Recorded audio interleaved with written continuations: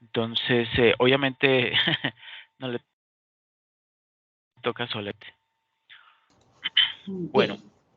bueno, muchas gracias, Ángela, por su asistencia a esta segunda sesión de la estrategia Aprendiendo con mi tutor del curso Finanzas Internacionales y Mercados Financieros Globales. Hoy, pues, yo voy a presentar unas diapositivas sobre el tema que corresponde a la unidad número 1, paso número 2. Específicamente me refiero a indicadores de mercado, lo que son el market breadth, el market sentiment, y también vamos a ver algunos, pues específicamente 3 derivados financieros, que van a ser los forwards, los swaps y las opciones financieras. ¿Okay? Voy a proceder a compartir pantalla y cualquier duda que tenga en cualquier momento, pues me puede formular su duda para resolverlo. ¿Okay? Ok.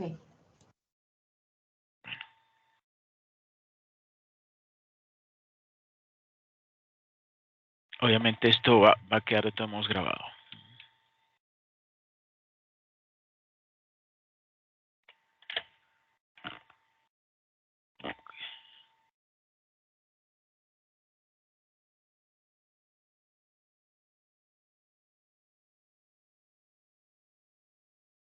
Aquí lo tenemos.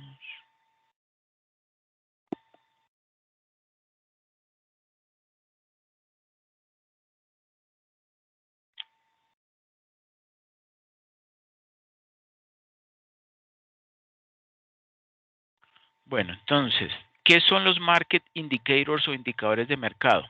Los indicadores de mercado, IM, se definen como un subconjunto de indicadores técnicos y generalmente consisten en fórmulas e informes. Los indicadores de mercado son de naturaleza cuantitativa y buscan interpretar los datos del mercado de valores o índices financieros en un intento de predecir los movimientos del mercado. Ayudan a los inversores en sus decisiones de inversión o de comercio.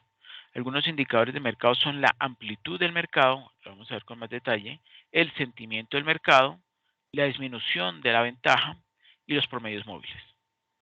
Segundo, ¿cuál es la diferencia entre indicadores técnicos e indicadores de mercado? ¿Sí? Porque los indicadores de mercado los encontramos fácilmente ahí en Internet, pero se parecen un poco a los indicadores técnicos, pero no son lo mismo. Los indicadores de mercado son similares a los indicadores técnicos en que ambos, pues, aplican una fórmula estadística a una serie de puntos de datos para sacar una conclusión. La diferencia es que los indicadores de mercado utilizan puntos de datos de varios valores, o sea, varios, por ejemplo, acciones, en lugar de uno solo. A menudo, o sea, como para ver el comportamiento, ¿no?, de todo el mercado. A menudo los indicadores de mercado se representan en un gráfico separado, en lugar de por encima o por debajo de un gráfico de precios de índice. La mayoría de los indicadores de mercado de valores se crean analizando el número de empresas que han alcanzado nuevos máximos en comparación con el número que, que ha creado nuevos mínimos, lo que se conoce como amplitud del mercado o market breadth, ¿sí? Porque muestran hacia dónde se dirige la tendencia general, ¿sí?, de, de la compra o venta de, por ejemplo, de acciones. Entonces, si hay una tendencia alcista, muy posiblemente es que la demanda, ¿sí?, de esas acciones que forman ese índice, pues está subiendo su precio, hay mayor demanda que oferta, ¿sí? Y por el contrario, si la tendencia es negativa, pues es al contrario, la oferta es mayor a la demanda, y posiblemente por alguna noticia que se supo sobre el comportamiento del mercado, o específicamente sobre la gestión de la empresa, o el cambio en, por ejemplo, en los directivos de esa empresa, en sus políticas, etcétera, etcétera. Bueno, entonces iniciemos con A, amplitud del mercado o market breadth, MB. Se refiere a un conjunto de indicadores técnicos que evalúan el avance y la caída del precio de un índice bursátil determinado. Estos indicadores comparan el número de acciones que se mueven en la misma dirección con una tendencia alcista. Por ejemplo, el índice avance-retroceso, o en inglés Advance Decline Ratio, analiza el número de acciones antes de que disminuya el número de acciones, ¿sí?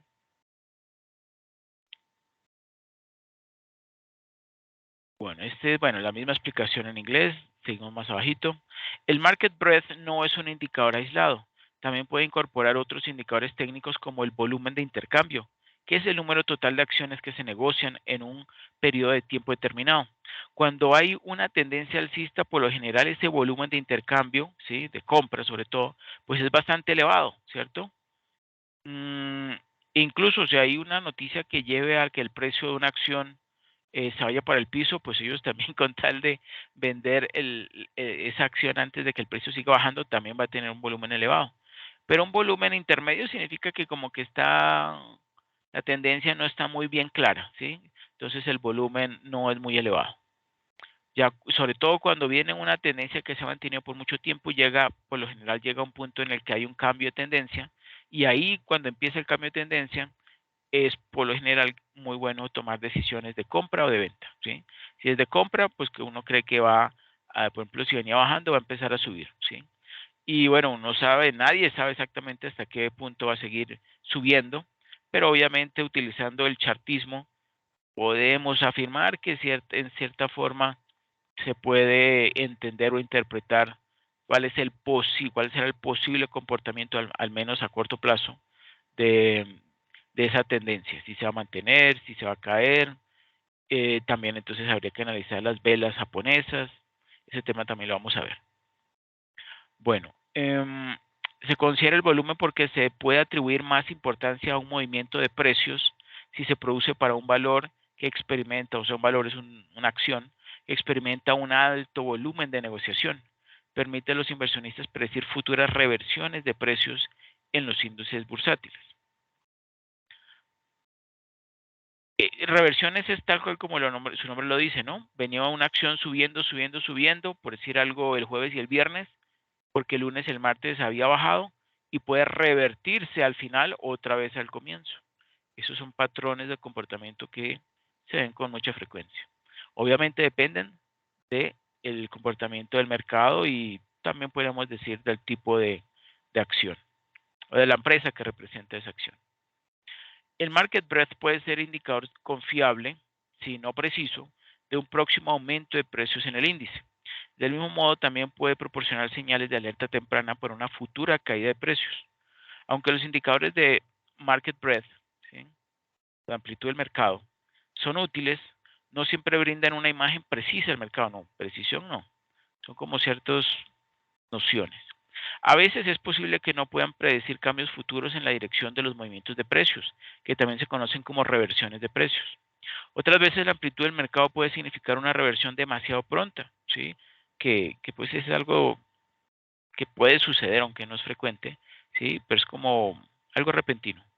Mm, Cuando el número de acciones que experimentan un avance es mayor que el número de acciones que disminuyen, pues el fenómeno se conoce como amplitud de mercado positiva. Implica que el sentimiento predominante del mercado es alcista. Esto confirma un aumento general en los precios de los valores individuales o de las acciones individuales. Tendencia alcista del mercado que forma parte del índice, ¿sí? Del índice de mercado. ¿Me puedes por favor ir leyendo esta diapositiva? Sí, profesor. Gracias. Por otro lado, cuando un mayor número de empresas están presenciando una caída en los precios de sus acciones, se produce una amplitud de mercado negativa. Significa que el sentimiento predominante en el mercado es bajista, caracterizado por una caída en el índice bursátil. Cuando el índice está subiendo y se observa una amplitud de mercado positiva, se dice que está en confirmación. Por otro lado, si el índice está subiendo, pero se observa una amplitud de mercado negativa o viceversa, se dice que está en divergencia. La mayoría de los inversionistas buscan la confirmación de la divergencia para evaluar si el indicador es confiable o no. The Advanced Decline Ratio, ADR, ratio, no. ¿Qué es amplitud de mercado y profundidad de mercado?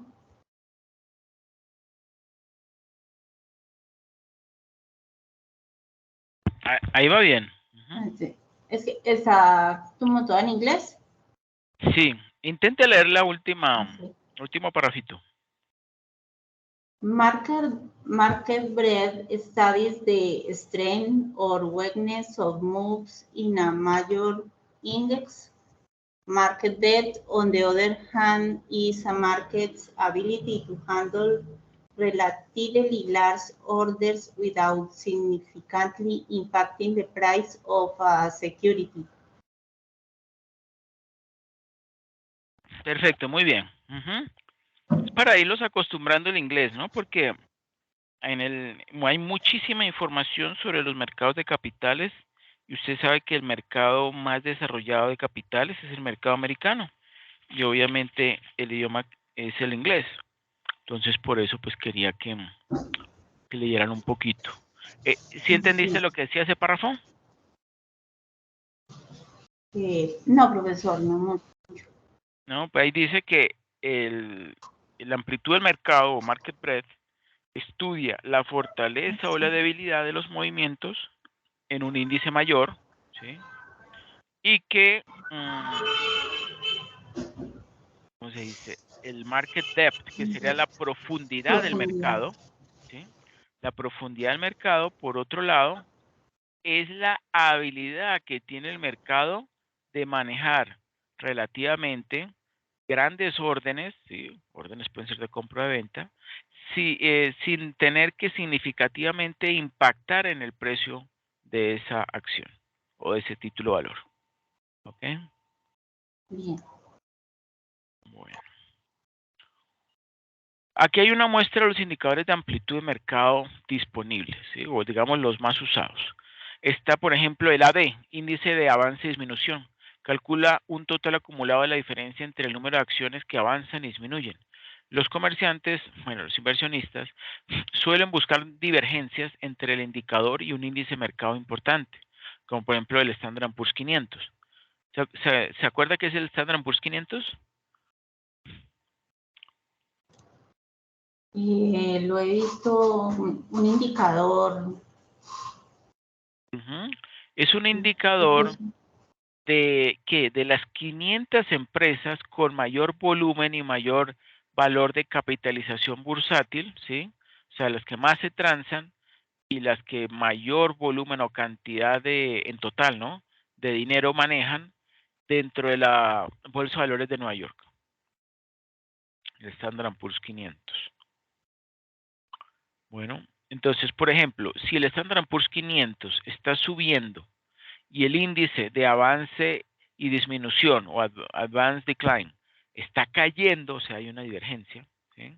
Indica o indicaría o significaría que la tendencia alcista actual en el índice puede estar perdiendo impulso. ¿Sí? Y al contrario, si el Standard & Poor's 500 está cayendo, pero este índice de avance y disminución o de advance decline, ¿sí? Está subiendo, o sea, está al contrario, pues sugiere que el movimiento a la baja en el índice, o sea, en el Standard & Poor's, puede estar a punto de revertirse, ¿sí? De cambiar de tendencia. Bueno, nuevo índice de máximos y mínimos. El nuevo indicador de máximos y mínimos compara las acciones que alcanzan máximos de 52 semanas con las acciones que alcanzan mínimos de 52 semanas. Una lectura por debajo del 50% indica que más acciones están alcanzando sus mínimos en comparación con las acciones que están alcanzando sus máximos y podría esto significar un movimiento hacia un mercado bajista. Y lo mismo al contrario. Los inversores contrarios, o bueno, esta situación contraria, puede usar este indicador de amplitud de mercado para comprar o vender acciones cuando da lecturas extremas, como por ejemplo por debajo del 30% o por encima del 70%. Eso sería, ¿sí? Algo, digamos, extremo para la baja o para el alza. Cuando está o por debajo de 30 o por encima del 70. Bueno, el índice Standard & Poor's 500 que agrupe o que muestre el promedio de los últimos 200 días también puede ser un indicador de amplitud de mercado. Los inversionistas pueden usar este índice para ver qué porcentaje de acciones en el Standard & Poor's 500 cotizan por encima de su promedio móvil de 200 días. Un indicador ascendente por encima del 50% indica una amplia fortaleza del mercado, ¿sí? O sea, va con fuerza, ya sea para la alza o para la baja. De manera similar al nuevo índice de máximos y mínimos, los operadores a menudo buscan lecturas extremas para encontrar condiciones de sobrecompra, ¿sí? o de sobreventa en el mercado más amplio. Los operadores a corto plazo que desean un promedio móvil más sensible para proporcionar señales más tempranas pueden usar un índice de, por ejemplo, de 50 días en lugar de 200 días. que muestra, por ejemplo, qué porcentaje de acciones cotizan por encima de su promedio móvil de 50 días. Bueno, esto de promedio móvil es como su nombre lo dice, ¿no? Un promedio del comportamiento de subidas o bajadas de los últimos, bueno, 50 días o 200 días. Índice de volumen acumulativo. Este indicador mide el volumen, ¿sí? Pues el volumen acumulado de transacciones de una acción determinada. A las acciones que suben, ¿sí? Que están con precio, que está aumentando, que están subiendo su precio, se le suma su volumen al volumen positivo, ¿sí? Las acciones que disminuyeron, ¿sí? Disminuyeron su precio, pues normalmente también tienen un volumen negativo. El indicador mantiene un total acumulado de si el volumen general, sí, o sea, acumulado, es positivo o negativo y en qué medida y se usa de manera similar a la línea de advance y decline, o sea, de subida y bajada. O sea, como quien dice, ese acumulado me va a decir o me va a mostrar más o menos o me va a permitir confirmar si ese comportamiento, por ejemplo, el Standard & Poor's, si realmente o realmente no, en qué momento, si le está mostrando subida y hay una información contraria, por ejemplo, que este índice de volumen acumulativo muestre un resultado contrario, que el Standard & Poor's va subiendo y él muestra que va bajando, cuando él empieza a mostrar que va bajando es que próximamente va a haber un cambio de tendencia hacia la baja. O al contrario, si venía bajando el Standard & Poor's, el índice de volumen acumulativo muestra que va subiendo o que empieza a subir, entonces muy posiblemente es que próximamente viene un cambio de tendencia, pues en este caso hacia arriba, ¿no? Hacia aumentar su precio. Y volumen en equilibrio, este indicador también analiza el volumen, excepto que el volumen hacia arriba o hacia abajo se basa en el índice, ¿sí? En el índice, digamos, el índice Standard & Poor's que sube o que baja. Si el índice cae, el Standard & Poor's, por ejemplo, cae, el volumen total de equilibrio, ¿sí? El volumen total se cuenta como negativo, ¿sí? Si el índice sube, o sea, el índice Standard & Poor's sube, el volumen, ¿sí? El volumen en equilibrio, el volumen total, será negativo también. Cada día se suma o se resta de las lecturas anteriores para dar un total acumulado. Se utiliza de forma similar a el Advanced Decline. Espera un momento. No. Este último que yo dije está errado. Es que aumenta. Es positivo, perdón. Es positivo. Bien, porque no tiene lógica. Es positivo. Bueno, volviendo. Entonces, repito, si el índice sube, el volumen total es positivo. Por el contrario, si el índice cae, el volumen total se cuenta como negativo. Aquí tenemos en la figura 1 una amplitud de mercado positiva, mire. Venía por aquí subiendo un poquito al comienzo del 2008. Bueno, eso era como 2007. Luego cayó. ¿Sabe por qué fue esta caída? Por la crisis financiera mundial.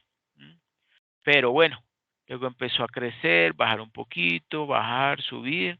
Y mire que al 2022 ya había, wow, ya había subido con bastante fuerza, ¿sí? Y muy posiblemente el índice del que se esté aquí pues mostrando, no sé, puede ser el Standard & Poor's, otra vez como que recuperó esa pérdida que había acumulado, ¿cierto? Sobre todo en el 2008. Bueno, la amplitud de mercado positiva se da cuando el número de valores o acciones que suben es superior al número de acciones que bajan. Ratio avance-descenso hoy, ¿sí? Es el número de valores o el número de acciones que han subido en el día menos el número de valores que han bajado en ese día. Y la línea de avance y retroceso o advance decline es igual al valor de la línea, esta línea de avance y descenso, del día anterior, ese valor que se haya obtenido, más el avance de descenso del día de hoy. Ejemplo, si se tiene un índice con 60 acciones, 60 valores, de los cuales durante el día de hoy 40 subieron, ¿sí?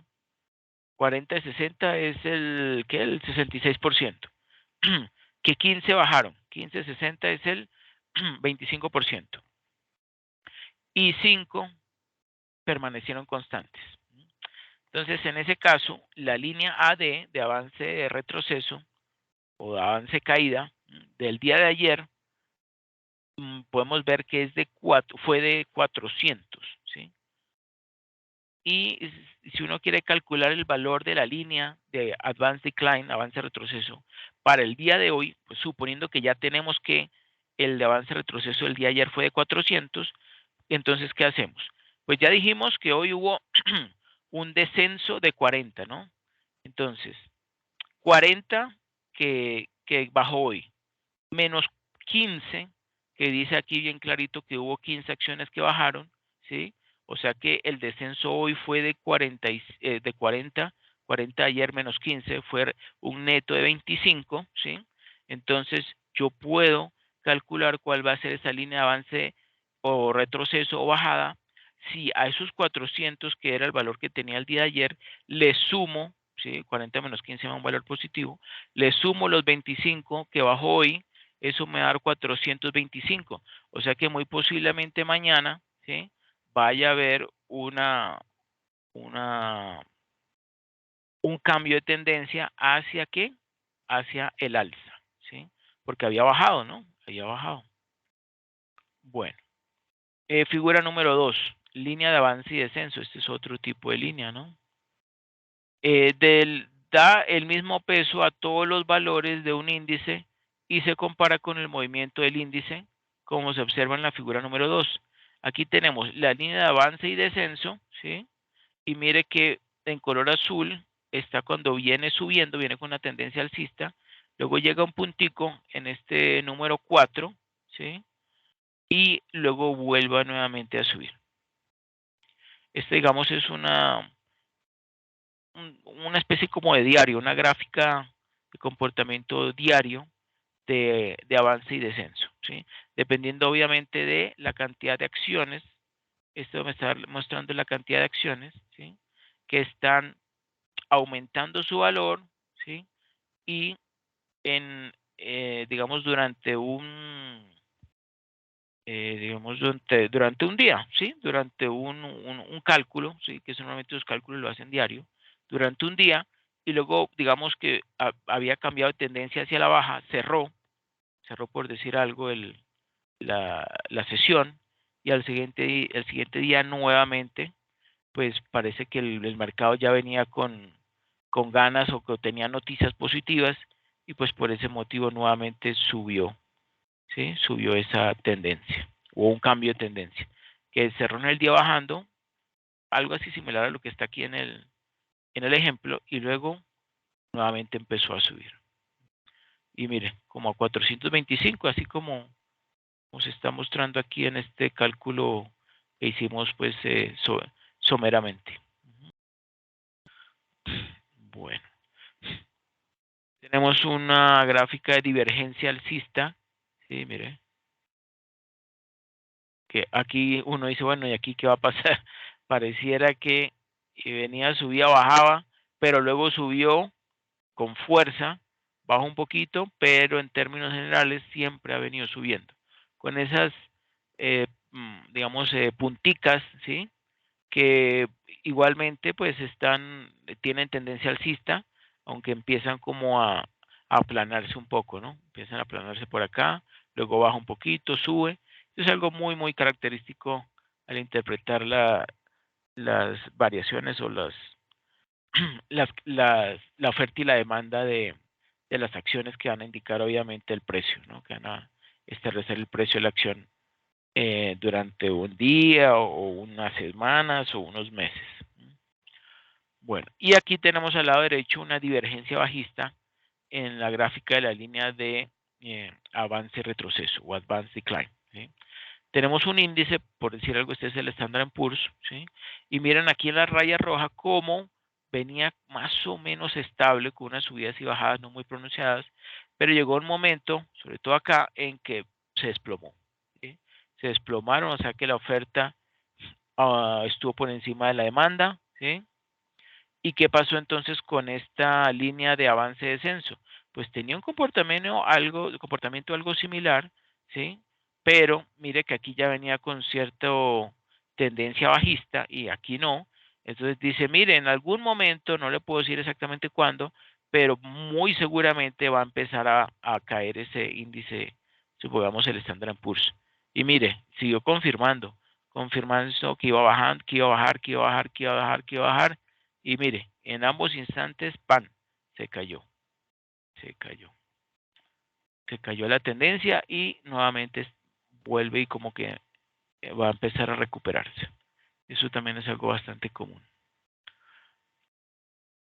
Ayúdame por favor leyendo esta diapositiva, María. ¿Sí? B, market sentiment o sentimiento del mercado o sentimiento del inversionista. El sentimiento del mercado se refiere a la actitud general de los inversores hacia un valor o mercado financiero en particular. Es el sentimiento o tono de un mercado o su psicología colectiva, como se revela a través de la actividad y el movimiento de precios de los valores negociados en ese mercado.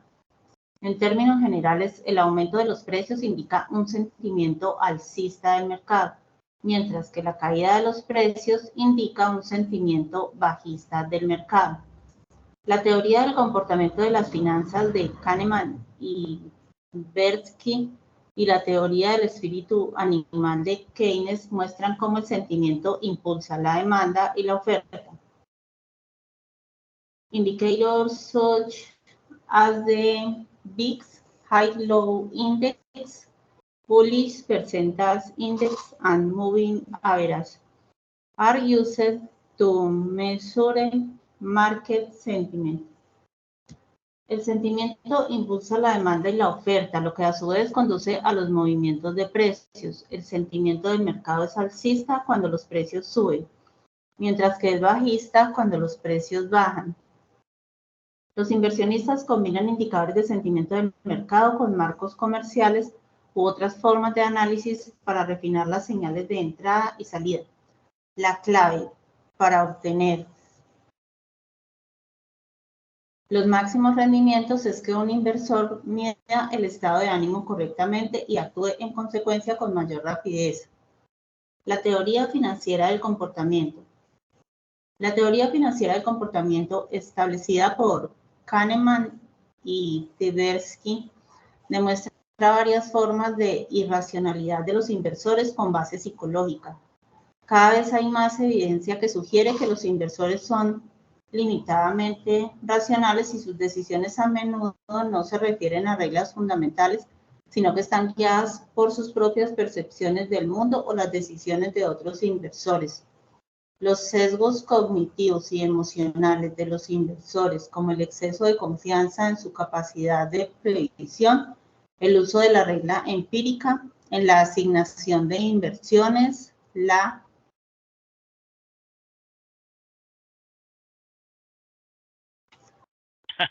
Qué pena. Ese sigue acá. Lo que pasa es que le puse una intermedia. Sigue ahí. La dificultad para ajustar sus puntos de vista a la nueva información, la confianza excesiva en el rendimiento pasado, juegan un papel importante en la determinación del comportamiento de los inversores en el mercado, lo que más a menudo conduce a decisiones de inversión sesgadas. Segundo, la teoría del espíritu animal. La teoría del espíritu animal de John Maynard Keynes asumió tales sesgos cognitivos en los que, bajo la incertidumbre, los individuos están dominados por su instinto y sus acciones están dictadas por su sentimiento. Cuando el mercado está en alza, los inversores acudirán en masa, esperando ganancias cada vez menos realistas y asignando sus carteras en consecuencia. Cuando siga la inevitable recesión, los inversores se volverán cada vez más pesimistas, pero sorprendentemente se aferrarán a sus carteras de riesgo para evitar capitalizar pérdidas. Por lo tanto, el comportamiento de rebaño está inevitablemente vinculado al sentimiento del mercado y puede permitir un entusiasmo irracional que a menudo se manifiesta en forma de burbujas y precios ineficientes. Estrategias comerciales basadas en el sentimiento del mercado. La lectura más común de los sentimientos del mercado es operar en conjunto con los sentimientos predominantes del mercado, lo cual es una estrategia efectiva para los inversores a largo plazo. Cuando el sentimiento del mercado es alcista, se espera que los precios de los valores, como las acciones, aumenten, lo que generará ganancias de capital y un ingreso por dividendos constantes en el futuro. Es comúnmente conocido como comportamiento de manada y da como resultado la formación de burbujas debido al efecto free rider. Perfecto, muchas gracias. Free rider es el que anda libre, ¿no? El efecto de andar libre, dar pues a rueda suelta. Bueno, bueno, antes quería mostrar sí, voy a explicar estos 4 índices. El VIX o índice del miedo. El VIX es el índice de volatilidad de la bolsa de opciones, ¿sí? De opciones financieras del Chicago Board, ¿sí? Que es la bolsa de valores donde se transan, pues muy conocida en el mercado americano, donde primero se transaron opciones financieras allá en Estados Unidos, que fue el Chicago Board. Generalmente abreviado como VIX o índice del miedo, es una medida de la volatilidad esperada del mercado de valores de Estados Unidos, y cuanto más alta es la calificación de ese VIX, más temerosos son los inversores. ¿Sí?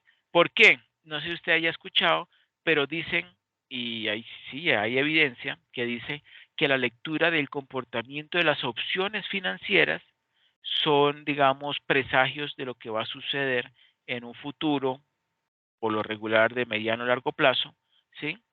En los mercados. Entonces, si hay una gran compra de una gran demanda de, por ejemplo, opciones, por decir algo, de compra de acciones, entonces uno diría, bueno, ¿y por qué el mercado está comprando una gran cantidad de opciones de compra? O sea, con la posibilidad de poder comprar a un precio, ¿sí?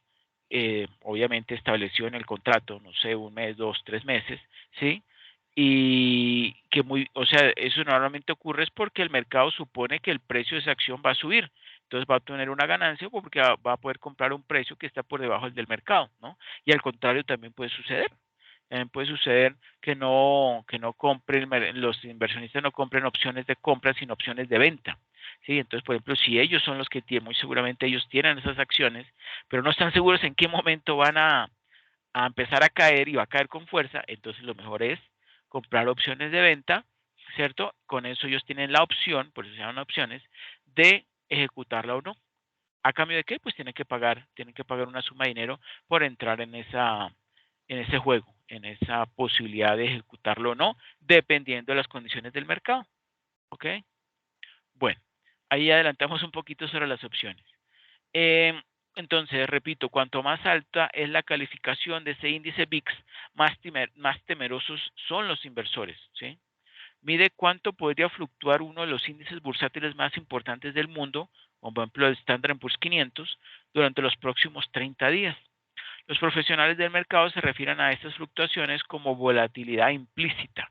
Sí, es una volatilidad que es implícita o que es propia de qué?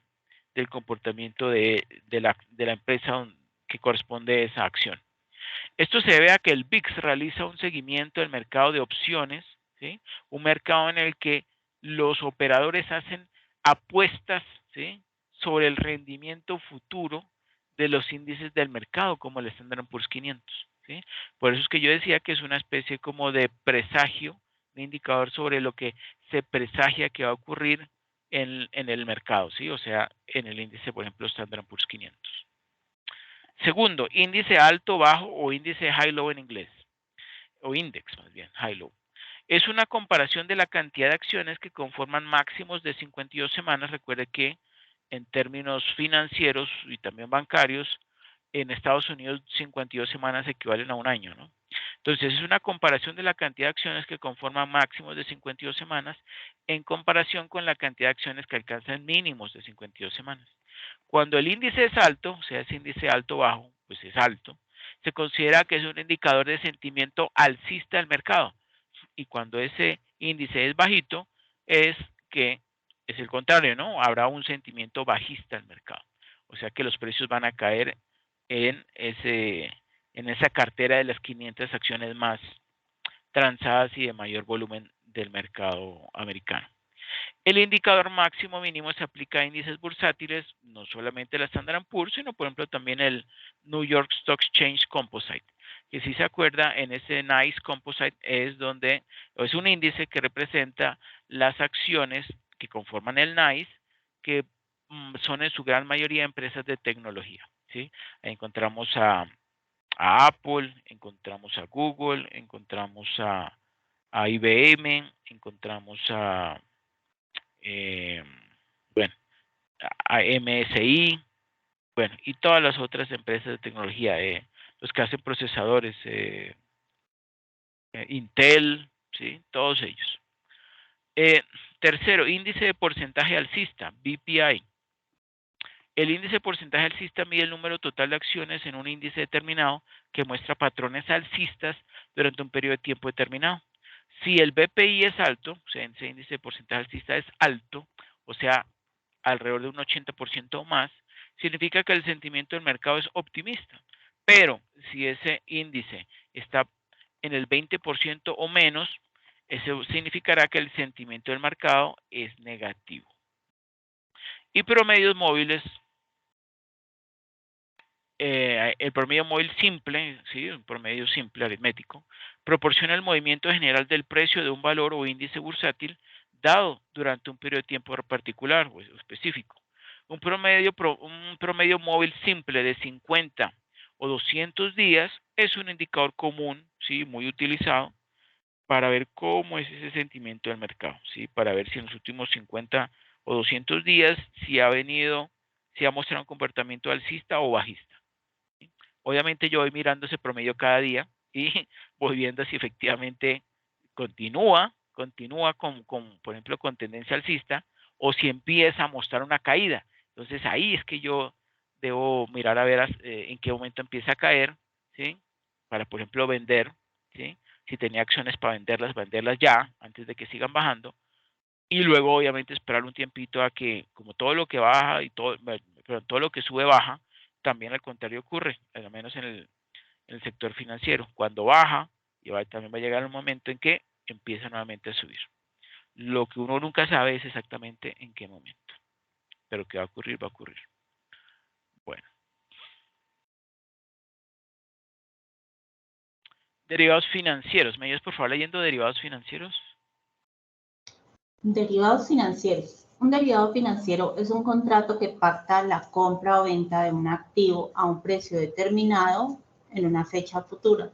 Podría pensarse que la definición anterior es simple, pero es importante destacar los aspectos más relevantes. Para ello, considere primero la siguiente pregunta. Si la acción de la compañía Superfácil se transa hoy a 30.000 pesos colombianos, ¿cuál podría ser el precio justo hoy de dicho valor para vencimiento, cumplimiento dentro de un mes? La pregunta anterior, antes de ayudar a aclarar la definición de un derivado, trae consigo más interrogantes. Por ejemplo, ¿cómo es posible que pueda conocer hoy el precio dentro de un mes de la acción de Superfácil? La respuesta podría ser que se debe esperar a ver cuál es el precio dentro de un mes porque es imposible saberlo a ciencia cierta el día de hoy. Es cierto, hoy no se puede saber cuál será el precio de la acción Superfácil dentro de ese lapso de tiempo, pero sí es posible fijar un precio justo hoy para dicho valor, ya sea porque se desea o se necesita fijar el precio porque se quiere comprar dentro de un mes cuando paguen el sueldo, o en cambio ya se posee y se quiere vender, pero solo hasta dentro de un mes, que es cuando se necesita el dinero. Justamente ese tipo de necesidad, la de fijar precios de un activo hoy para la realización de una transacción en una fecha futura, es la que generó la creación de los contratos derivados. Entonces, mediante un contrato de derivados se adquiere un derecho y o una obligación de comprar o vender un activo financiero en una fecha futura cuyo precio depende o se deriva del precio de contado del activo subyacente. Entonces, el contrato derivado desde el punto de vista financiero tiene al menos los siguientes elementos. Primero, intención de la transacción, compra o venta. Segundo, naturaleza de la transacción, obligación o derecho que se adquiere. Tercero, plazo de vencimiento, cumplimiento del contrato. Cuarto, precio. Quinto, nocional o valor nominal de la transacción. Del listado anterior, la mayoría de los elementos son determinados por las personas o agentes que transan el contrato. Ellos definen la fecha de vencimiento del mismo, un mes, por ejemplo. Nominal, número de acciones a transar. Intención y la naturaleza de la transacción, es decir, si se quiere el derecho, la obligación o las dos. La única variable que no puede definirse a libre discreción es el precio al cual se realizará la negociación al vencimiento del contrato. Para el caso de los derivados estandarizados hay menor libertad, lo cual se explica más adelante.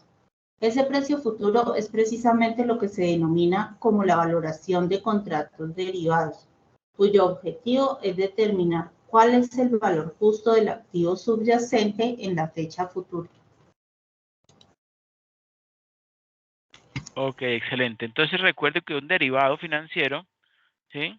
Lo que hace es emular, ¿sí? El comportamiento de un activo subyacente. Y ese derecho, pues puede ser, por ejemplo, a comprar acciones o comprar bonos, o también puede ser, digamos, pagar, por ejemplo, con un forward, pagar una suma de dinero. Si, por ejemplo, la diferencia entre el precio que se pactó en el contrato y el del mercado, pues difieren. Obviamente, si está mayor el del mercado, pues habrá una ganancia, ¿no? Porque el precio del mercado está por encima del precio al que se compró y viceversa, por decir algo.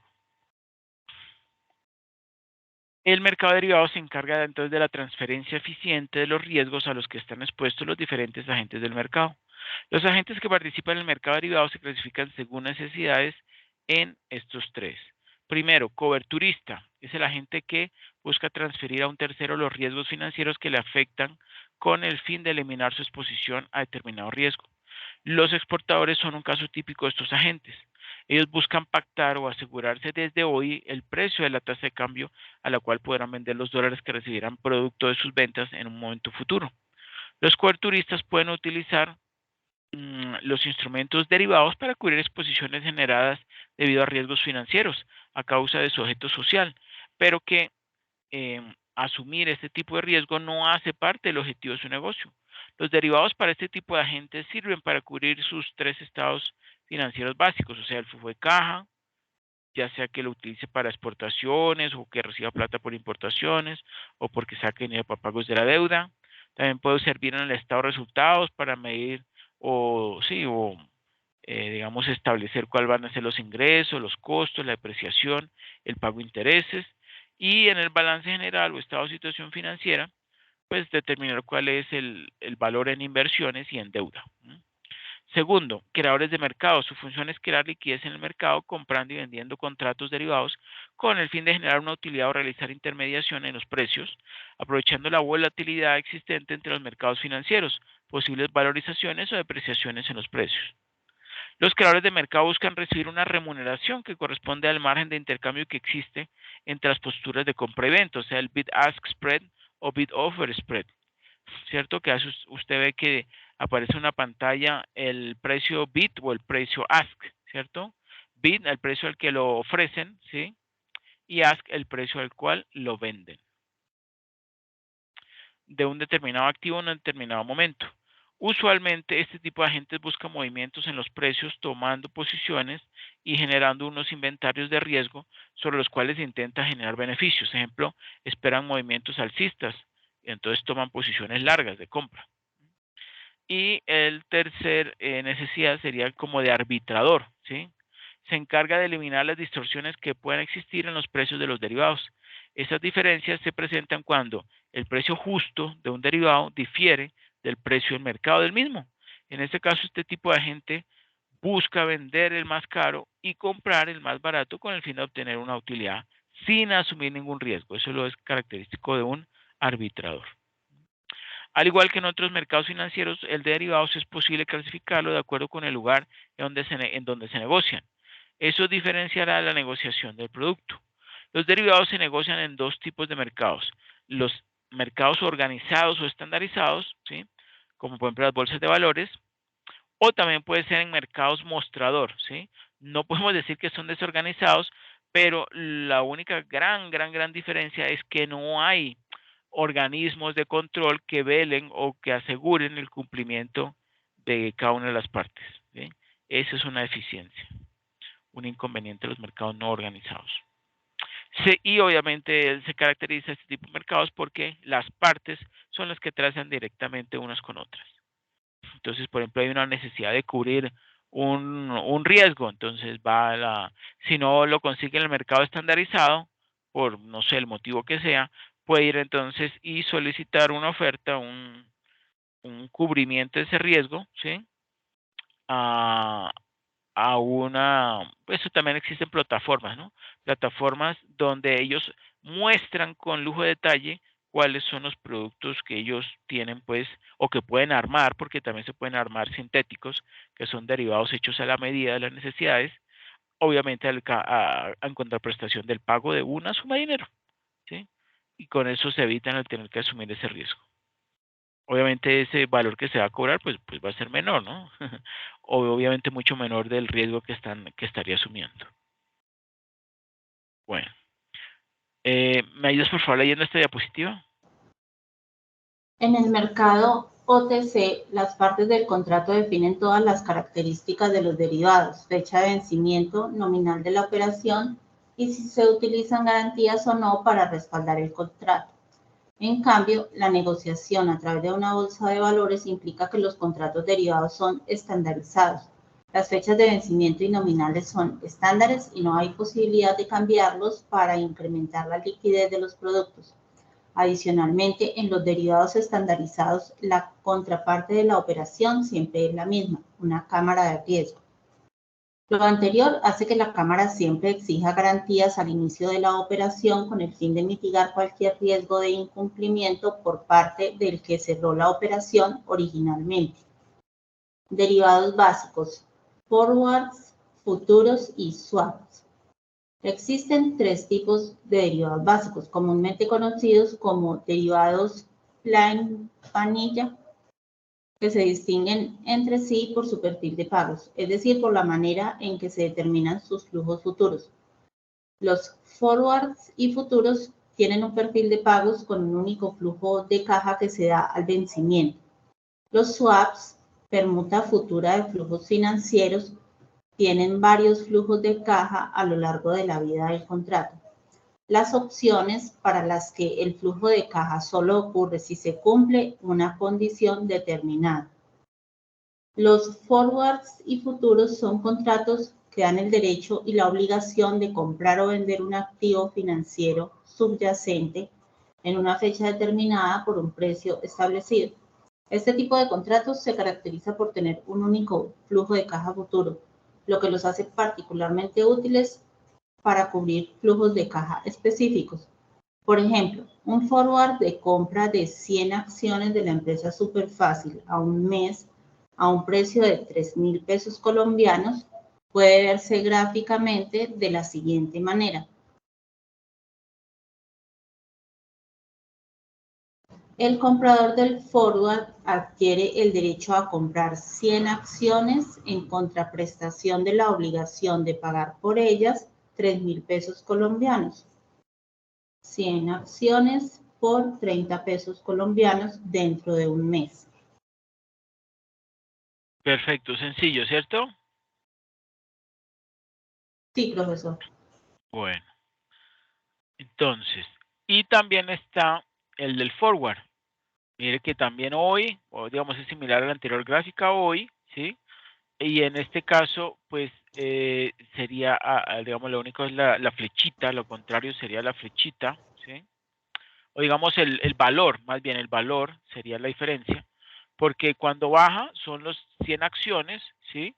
Y se entregan, digamos, 100 acciones y en contraprestación se pagan 3.000 pesos.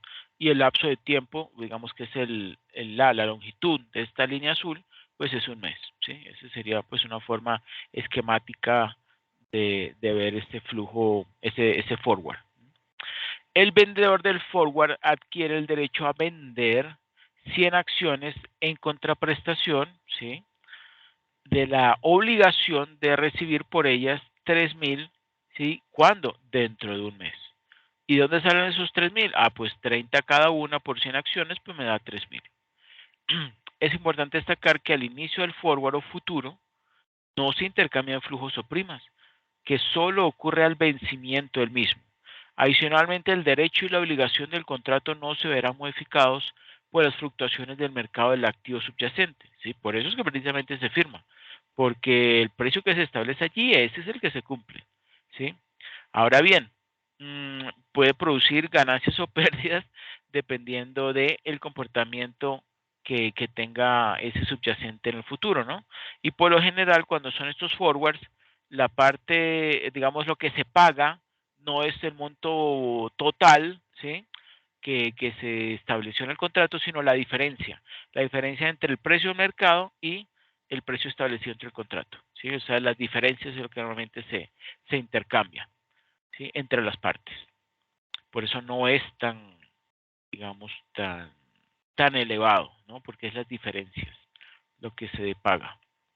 En este caso, sí, ejemplo, estaba establecido en el contrato de 100 y subió a 120. Ah, pues la parte entonces que, que se comprometió a vender a 100, ¿sí? Pues estaría dejando de ganar ¿cuánto? 20, ¿sí? Y la otra parte que compró, ¿sí? Digamos, porque siempre en un forward hay una parte que compra y otra que vende. La que compró, en este caso, pues sale ganando, ¿no? Porque está comprando a 100 cuando el mercado está a 120, o sea que va a recibir 20, ¿sí? Va a recibir 20 por cada una de las acciones. ¿Sí está eso claro? Sí, profesor. Bueno. Como se puede observar, la utilidad o pérdida, que es la que se registra en el estado de resultados, generada a futuro en el contrato, ¿sí? O sea, en el contrato forward, puede variar dependiendo del precio en el mercado de contado, o sea, ese mercado spot, del activo subyacente, supongamos que es una acción, a la fecha de vencimiento del contrato. Como en el ejemplo se pactó en el contrato que el precio de compra de la acción de la empresa Superfácil era de 30, es el precio de cada acción a 30.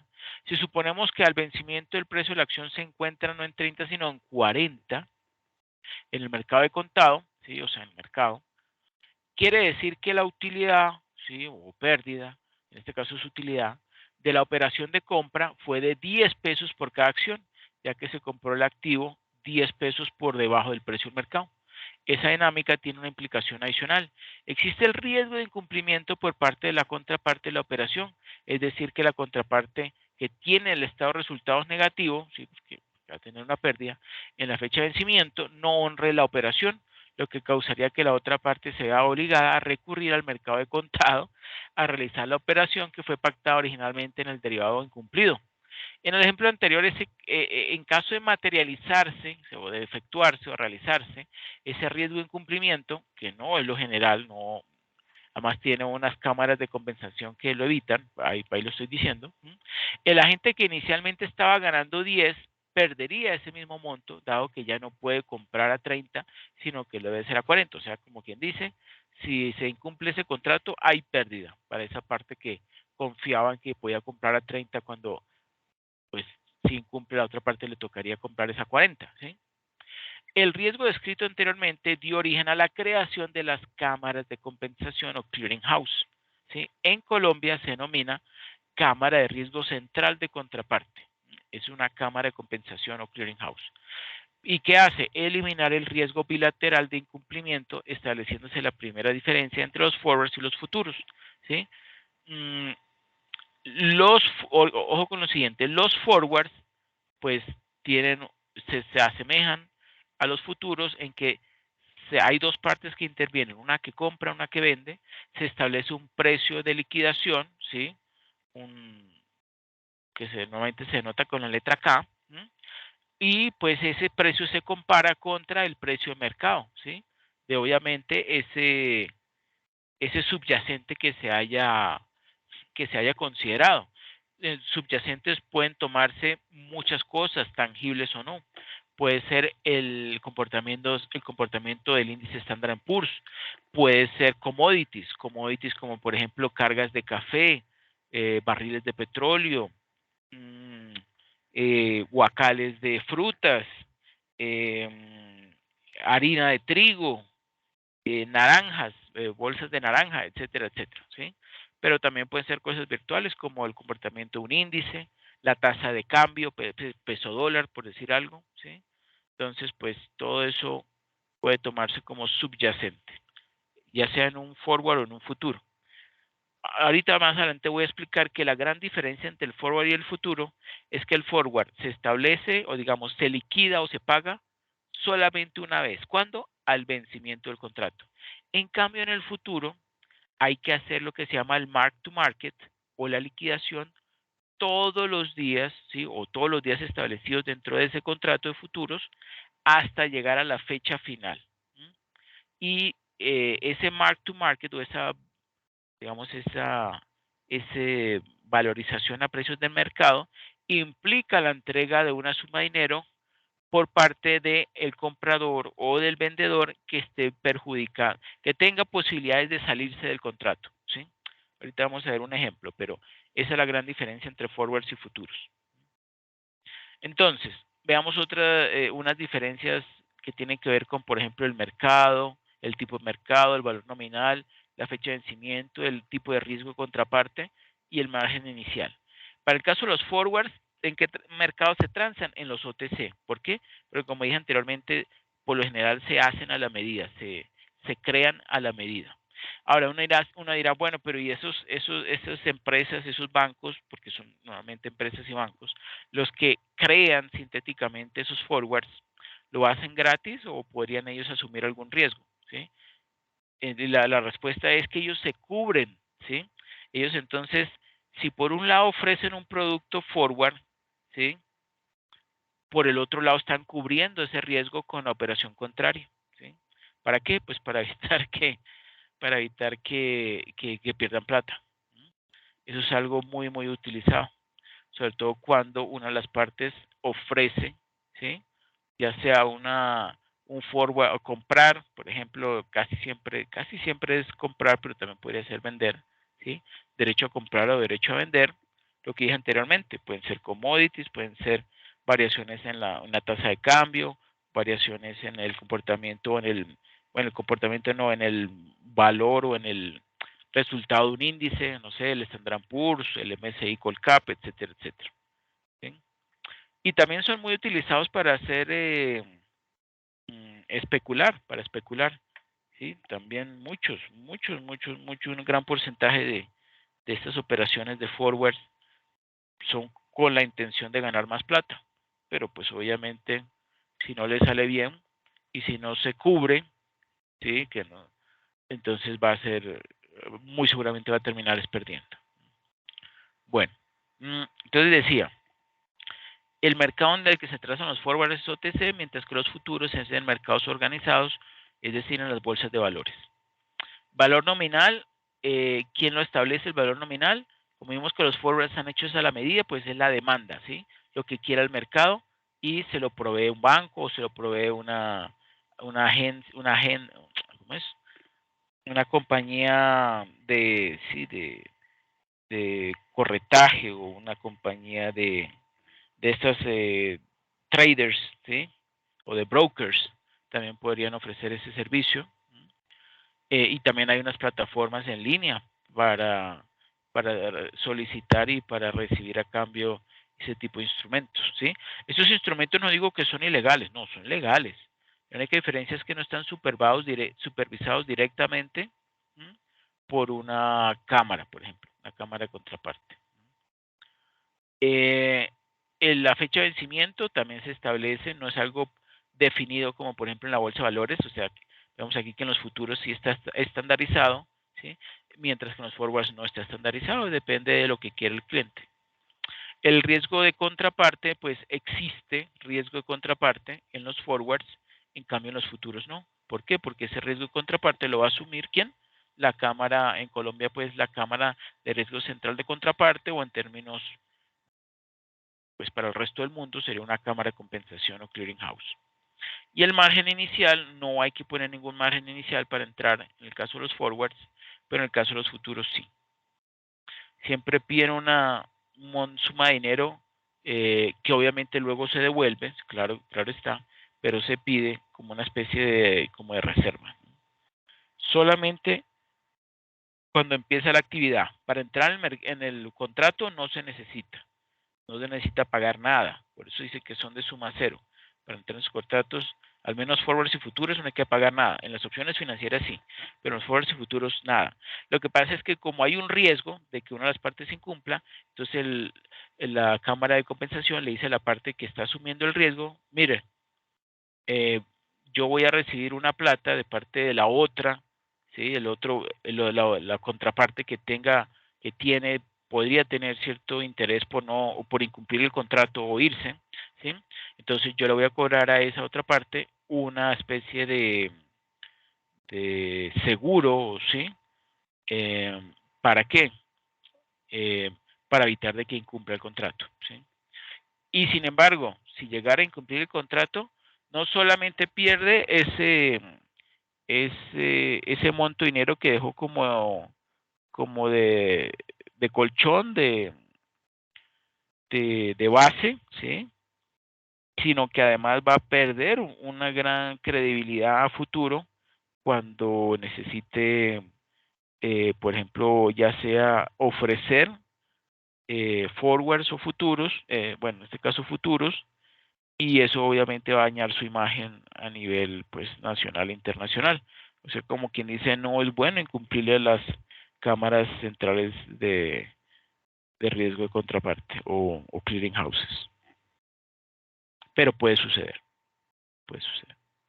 Entonces, con el fin de facilitar la negociación del contrato futuros por medio de la bolsa de valores, se decidió estandarizar los montos nominales y las fechas de vencimiento de esos contratos para homogeneizar el producto y así generar liquidez en el mercado. Eso sí es muy importante. En los mercados, los futuros, hay mucha liquidez, o sea, como están estandarizados, se tienen las fechas establecidas, las fechas en que se van a cumplir. Entonces, toda esa estandarización hace que la gente confíe e invierta bastante en ellos. En los futuros también hay las dos opciones, que realmente se entregue el producto, ¿sí? Si es, por ejemplo, una empresa que necesita ese petróleo, que necesita esas naranjas o ese café, como también puede ser simplemente que se liquide pues la diferencia, ¿sí? También puede suceder. O sea, que no haya un intercambio físico de algún commodity, sino únicamente pues cash, dinero. Bueno. En cambio, los contratos de forward son contratos bilaterales que se rigen por medio de un contrato firmado entre las partes con condiciones definidas de mutuo acuerdo, tales como la fecha y el nominal. Esos son los forwards, los que se hacen a la medida. A la medida del cliente, ¿no? Ejemplo, un forward. Por favor, ayúdame leyendo esta diapositiva, María. Bien. Un productor y un comprador de trigo pactan el día 3 de marzo del siguiente contrato forward. Cantidad de materia prima a entregar, recibir, 12.340 kilogramos de trigo. Fecha de entrega futura, 15 de junio. Precio pactado pagadero ese 15 de junio, 1.13 dólares por kilogramo. A partir de ese momento, el día 3 de marzo, haga lo que haga el mercado al contado de trigo, suba o baje, no les afectará, ya que ambas partes saben que uno comprará y el otro venderá 12.340 kilogramos de trigo a 1.13 dólares por kilogramo el próximo 15 de junio. Siguiendo con el ejemplo anterior, hoy, día 3 de marzo, las partes negocian la compra-venta a plazo de 12.340 kilogramos de trigo para liquidar y compensar el día 15 de junio al precio pactado de 1.13 dólares por kilogramo. Con este forward sobre trigo se consigue lo siguiente. A. La parte vendedora del forward, el productor de trigo, se asegura la venta el día 15 de junio de 12.340 kilogramos de su trigo a 1.13 dólares por kilogramo, pero también se obliga a la entrega de ese trigo a la parte compradora ese mismo día 15 de junio. B. La parte compradora del forward, el comprador, distribuidor de trigo, se asegura un coste de compra de los 12.340 kilogramos de trigo de 1.13 dólares por kilogramo el día 15 de junio, pero también se obliga a comprárselo a la parte vendedora ese mismo día 15 de junio. De esta manera, ambos han eliminado el riesgo de fluctuación de precios, pero dicha operación en la práctica generó ciertos problemas, básicamente tres. A. Dificultad de encontrar contrapartes, ya que no existía una ubicación física concreta. Centro de negociación donde acudir oferentes y demandantes. B. Incumplimientos. Alguna de las partes no quería o no podía cumplir con su compromiso en la fecha de vencimiento. Riesgo de contrapartida o de insolvencia. C. Al ser los contratos a medida, el acuerdo no era sencillo. Se tenía que negociar, aparte del precio, la cantidad, la calidad del vencimiento, cómo y cuándo se debía efectuar la entrega, etc. Perfecto, ahí se entonces mostrando los inconvenientes de no transar o de no comprar un producto no estandarizado, sino uno hecho a la medida, ¿no? O sea, un forward. Eso es como los inconvenientes. La solución a estos tres problemas descritos desembocó en la creación del mercado de futuros. Solución al primer problema de la dificultad de encuentro entre oferta y demanda, ahí está la solución. Varios socios invierten su dinero y crean un mercado con una ubicación física concreta. Oferentes y demandantes tienen ya un lugar de encuentro. Nace entonces el mercado de futuros. Ese mercado de futuros contiene una cámara de compensación o clearing house que se interpone entre las partes y actúa como la otra parte jurídica para cada una de las partes. Entonces al comprador le asegura que le va a comprar y al vendedor le asegura que le va a vender. Vamos a entender qué significa esto y qué trascendencia tiene. Cuando hoy un vendedor de trigo acuerda con un comprador de trigo mediante un contrato de futuros, la compraventa de una cantidad concreta de trigo a un precio y un vencimiento futuro fijado hoy, el compromiso jurídico que hoy se genera no es bilateral, solamente entre ellos dos, como en el caso de los forwards. Comprador-vendedor. En el caso de los futuros, la Cámara de Compensación asume el compromiso de cada vendedor y de cada comprador. Jurídicamente, aunque el acuerdo es pactado libremente entre esas dos partes, si la transacción se ha realizado en el marco del mercado de futuros, se genera un contrato del siguiente tipo, que es de comprador, Cámara de Compensación, vendedor, donde el comprador y vendedor no se comprometen mutuamente entre ellos, ya que los mercados de futuros son mercados ciegos, ¿sí? O sea que no se sabe a quién le compra a quién ni quién le vende a quién, como las bolsas de valores, en que comprador y vendedor no saben con quién realizan la transacción. Así, en los mercados de futuros, el comprador se compromete jurídicamente con la cámara, no con el vendedor, a recibir el trigo y a pagarlo el precio y en la fecha pactados. Y la cámara de compensación, se compromete con el comprador a entregarle ese trigo en esa fecha. Segundo, asimismo, el vendedor se compromete con la cámara, no con el comprador, a entregar el trigo en la fecha vencida y la cámara se compromete con el vendedor a pagarle el precio acordado o pactado. Si ambas partes cumplen, la cámara no tendrá que actuar más que como puro liquidador compensador de la transacción, es decir, coordinará la entrega del trigo y del dinero entre comprador y vendedor. Pero si alguna de las partes no cumple, la cámara deberá cumplir el compromiso en nombre de quien haya incumplido, ¿sí?, reservándose el derecho de realizar cuantas acciones jurídicas crea conveniente contra esa parte incumplidora. ¿Sí? Forward Rate Agreements o forwards de tasas de interés. Los Forward Rate Agreements son contratos forward, ¿sí?, o sea, hechos a la medida, que tienen por subyacente una tasa de interés. Sí, aquí el subyacente es una tasa de interés. El comprador de un FRA se compromete en una fecha futura a realizar un pago sobre un nominal con una tasa de interés conocida, que por lo general es una tasa fija, desde la celebración del contrato y recibe a cambio una tasa de interés variable, como por ejemplo la LIBOR. La LIBOR, ¿se acuerda qué es la LIBOR, Ángela? No, profesor. No, la LIBOR es la London Interbank Offered Rate, o sea, la tasa a la cual los bancos londinenses captan recursos allá en Estados Unidos, perdón, allá en Londres, en Inglaterra, ¿sí? En el Reino Unido, y este tipo de operaciones, digamos que lo hacen en forma diaria, pero también se puede pactar, ¿sí? Para 30, 60, 90 días, ¿sí? Con eso yo puedo saber cuál es la tasa a la cual me van a cobrar, sí, me van a cobrar al final, en 30, 60, 90 días, ¿sí? Eso lo dicen con unos 2 días antes de que empiece ese contrato de Forward Rate Agreement, que dan esas tasas. Ahorita vamos a ver un ejemplo. Entonces, iba diciendo, mediante una posición larga, o sea, de compra en el FRA, se busca cubrirse de o contra incrementos en las tasas de interés, ¿sí?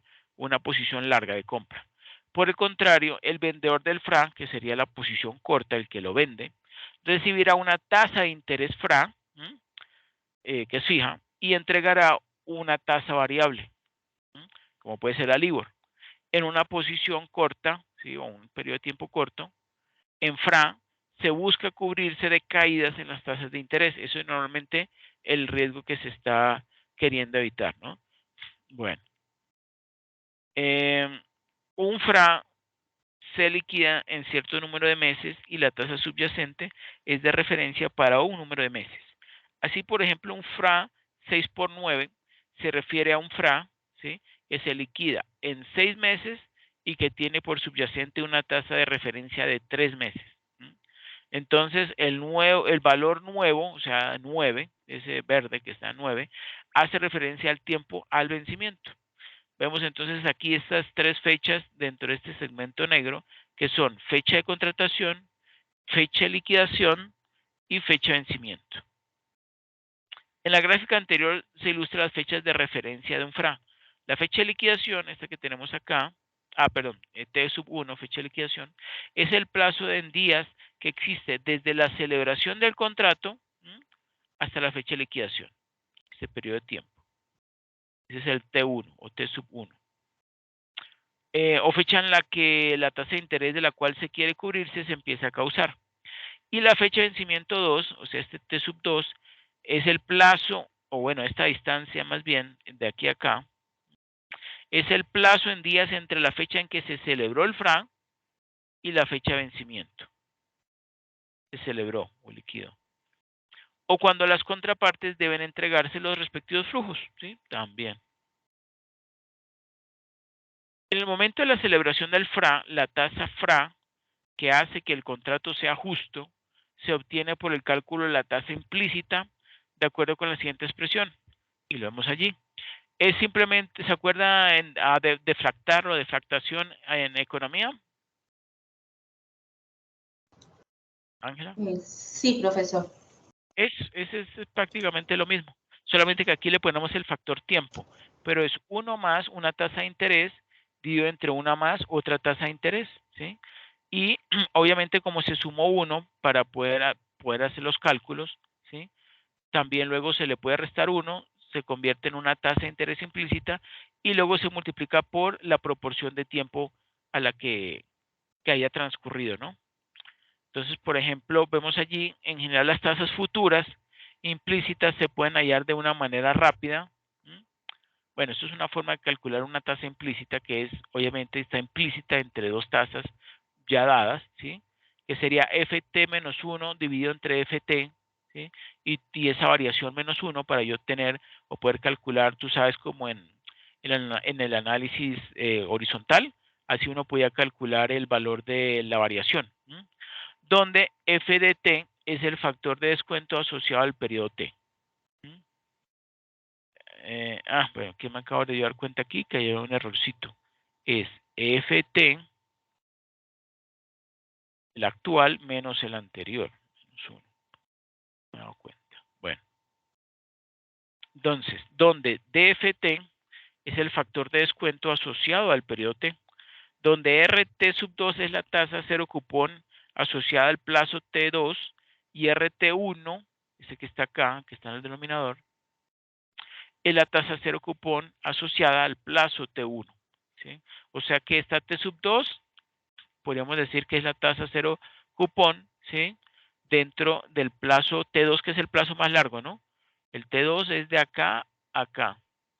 En cambio, el T1 es solo de acá a acá. ¿Sí? Bueno, plazos, ¿no? O sea, T2 y T1. O sea, T2 es más largo que T1. Pero RT2 es una tasa de interés. Si es un plazo de tiempo más largo, posiblemente sea menor, ¿sí? A una tasa más corta de periodo RT1.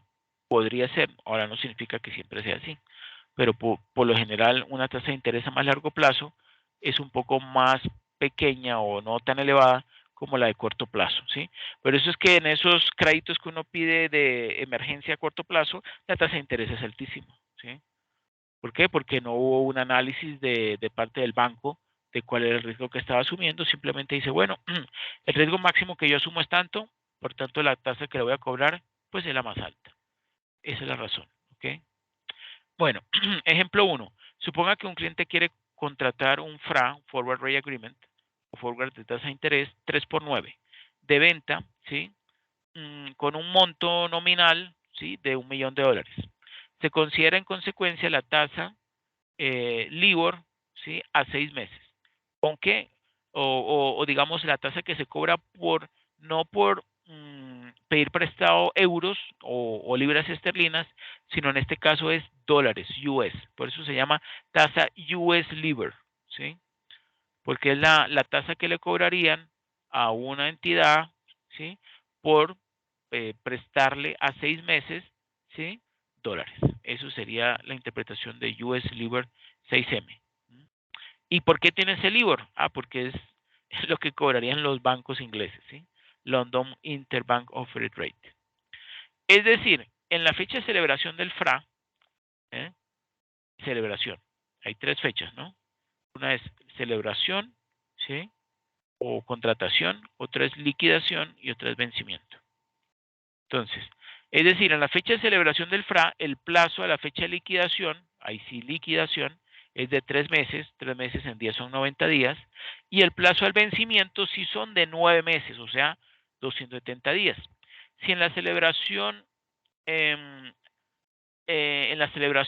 la tasa esa US LIBOR a 3 meses es del 3% y la US LIBOR, ¿sí?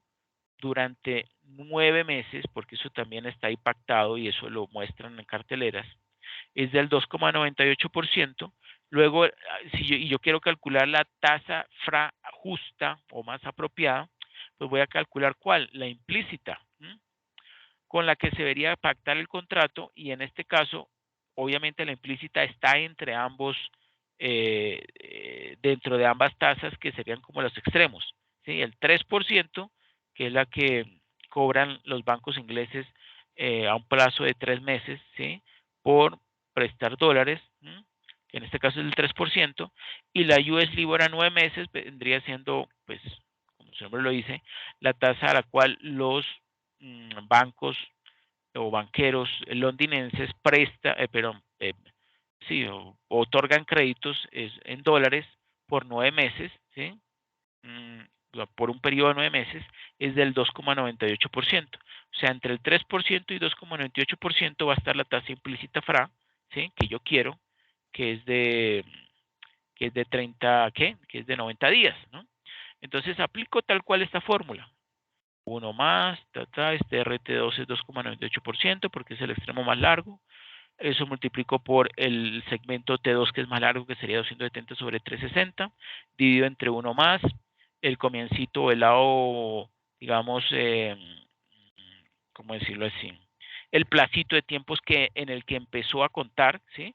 Porque es que tan pronto se establece la tasa, pasan primero 3 meses y luego 9 meses, ¿sí? O sea que si miramos toda esta línea negra, voy a ir para arriba, toda esta línea negra, ¿sí? Serían, ¿cuánto? 3 meses acá y 9 meses acá serían 12 meses, ¿sí? El segmento, digamos, la longitud de toda esta línea negra. para este ejemplo, ¿no? Y nada, aplico la fórmula tal cual como está ahí, está bastante explícito y me da 2,95%. Entonces, en la vigencia del contrato considérese que ese T1 asterisco, es ese que tenemos acá, es el número de días que hace falta desde la fecha de valoración hasta la fecha de liquidación. Y T2 es el número de días que hace falta desde la fecha de valoración hasta la fecha de vencimiento. Son los mismos 9 meses o 270 días, ¿no? Luego, la expresión para valorar el FA, porque también se puede valorar el FA después de haber calculado la tasa implícita, es desde la perspectiva de un vendedor del FRA de la siguiente forma. Es si el que recibe la tasa FRA, ¿sí? La parte fija, entonces utiliza esta fórmula, y la contraparte, el que entrega la tasa variable, sería esto lo que conseguiría. Pero también, si digamos, lo podríamos calcular como simplemente esta tasa implícita, ¿sí? Si ya yo tengo la tasa implícita, entonces yo multiplico 1 más esa tasa implícita y puedo saber cuál va a ser el FRA, cuál va a ser esa, o bueno, digamos, el FRA es una tasa, perdón. Si ese FRA, estamos hablando de tasas de interés, pero esa tasa de interés es sobre un monto nocional. Si yo ya sé la FRA, pues yo multiplico, ¿sí? El FRA por el monto nocional del que se haya comprometido y ese monto en dinero sería lo que efectivamente se entrega, ¿sí? O se entregaría, ¿sí? Pero obviamente no todo digamos, no se entregaría, si por decir algo da 2,95, no se entregaría 2,95% de $100,000, sino la diferencia entre 2,95 y 2,98, o sea, tan solo sería 0, ¿cómo se llama? 0,03, ¿sí?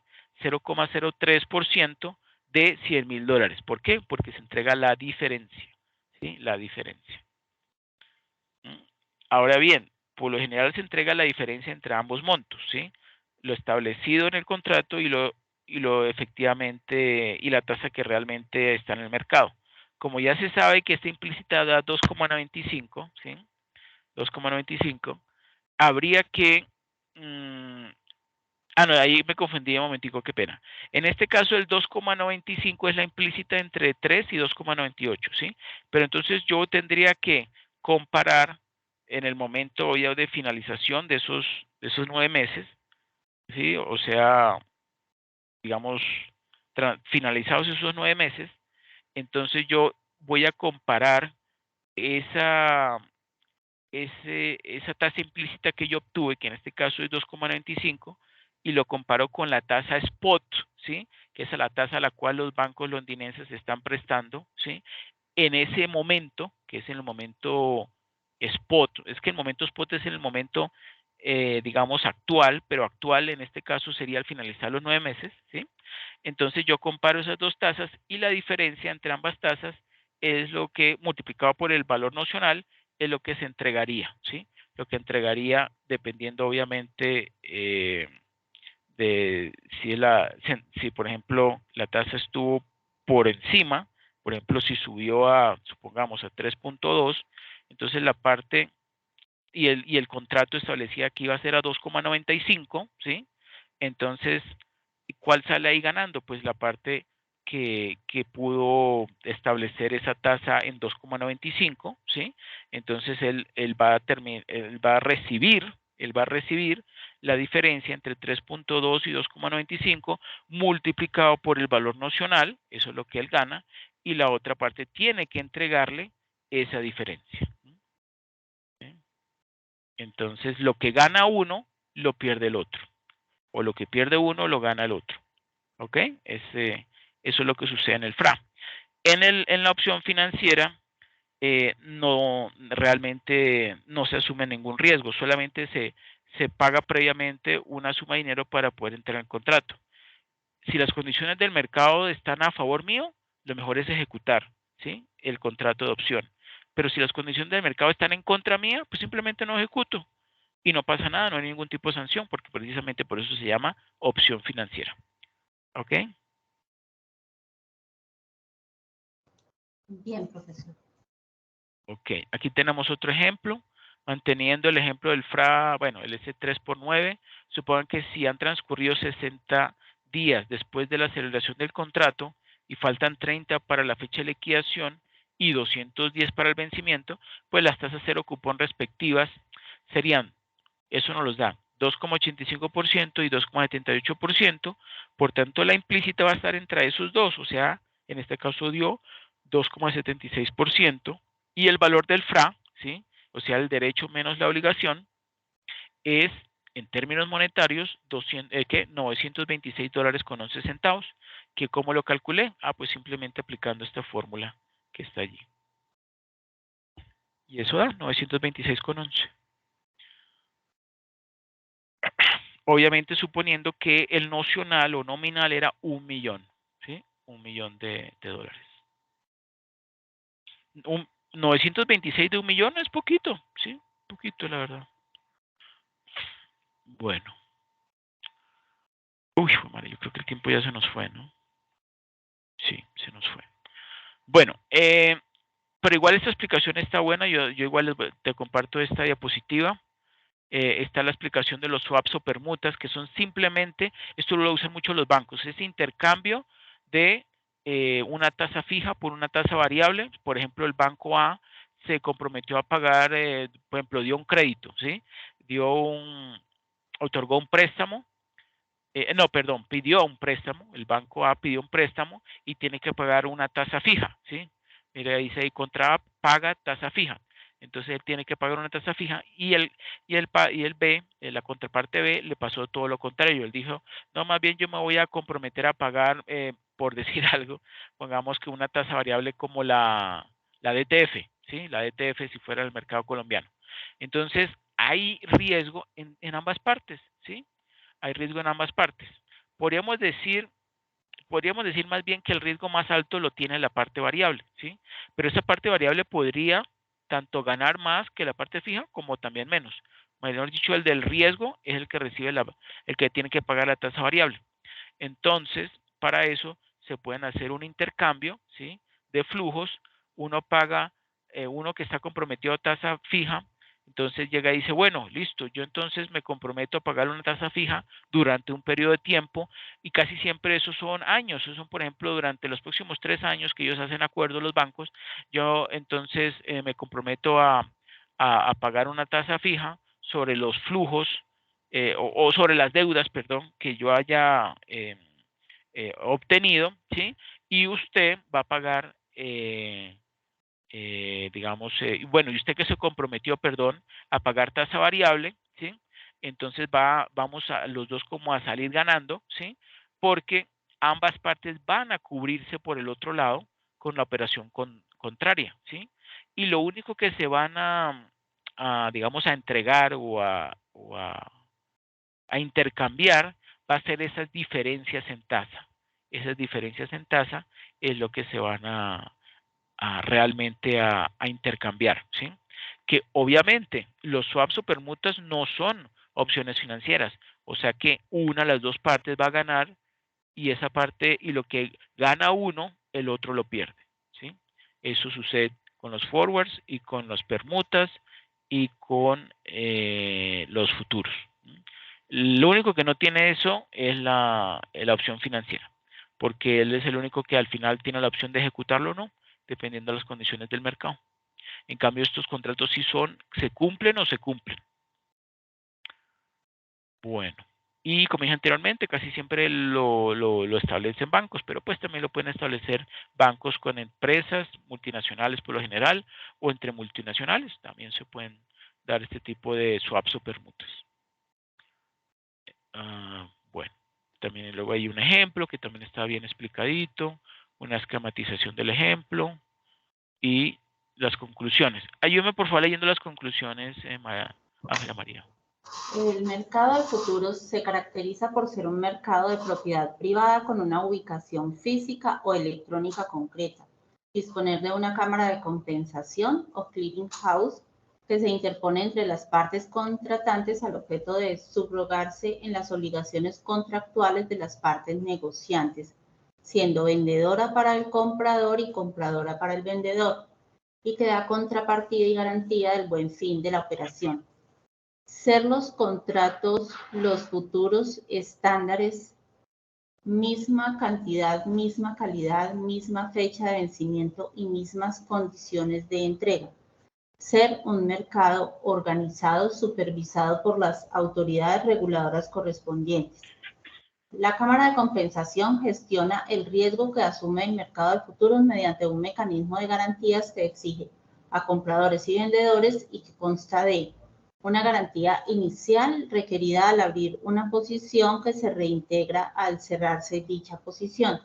Una garantía o margen de variación diaria que consiste en que cada día al final de la sesión las pérdidas o ganancias de cada posición se liquidan en efectivo.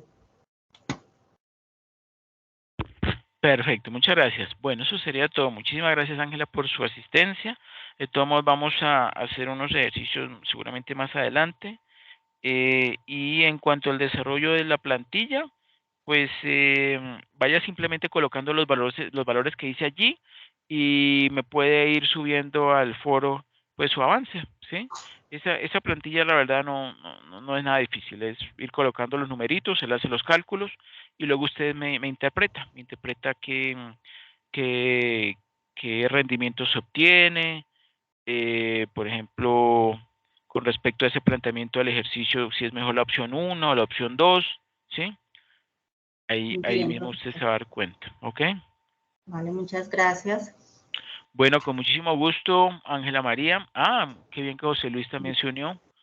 Y bueno, que pasen una feliz noche. Buenas noches. Sí, José Luis.